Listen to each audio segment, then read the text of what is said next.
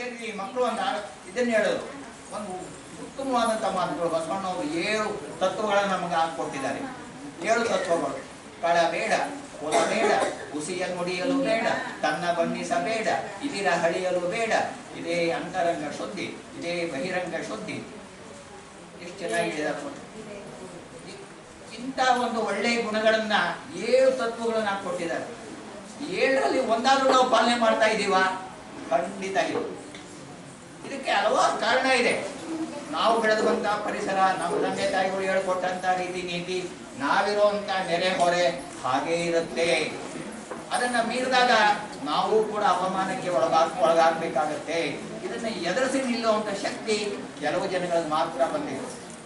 ಅದನ್ನ ಬಸವಣ್ಣವರು ಮಾಡೋದು, ಗಾಂಧೀಜಿಯವರು ಮಾಡೋದು, ದೊಡ್ಡ ದೊಡ್ಡ ನಿಮ್ಮ ದಾಸ ಹೊರೆಯಣ್ಣೀರು ಏನಿದ್ದಾರೆ, ಪುರಂದರದಾಸರು, ಕನಕದಾಸರು, ವ್ಯಾಸ, ಇಂಥವರೆಲ್ಲ ಮಾಡೋದು.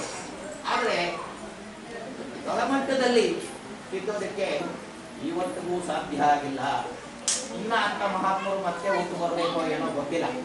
ಹುಟ್ಟಿದ್ದು ಕೂಡ ನಮ್ಮ ಸಮಾಜ ಅವ್ರನ್ನ ತಿದ್ಬಿಡ್ತೇ ಹೊರತು ಅವರು ನಮ್ಮನ್ನು ತಿದ್ದಕ್ಕಾಗಲ್ಲ. ಅಂತ ಸಮಾಜದಲ್ಲಿ ಹುಟ್ಟಿದ್ದೀವಿ ನಾವೀಗ. ಆದ್ರಿಂದ ಎಲ್ಲ ಪೋಷಕರಲ್ಲಿ ನಾನು ವಿನಂತಿ ಮಾಡಿಕೊಳ್ಳೋದಿಷ್ಟೇನೆ, ನಿಮ್ಮ ಮಕ್ಕಳನ್ನ ಸರಿದಾರಿಗೆ ತರಬೇಕು. ಅವರವ್ರ ಕೆಲಸ ಅವರೇ ಮಾಡಿಕೊಳ್ಳೋ ರೀತಿಯಲ್ಲಿ ನೀವು ತಿದ್ದಬೇಕು.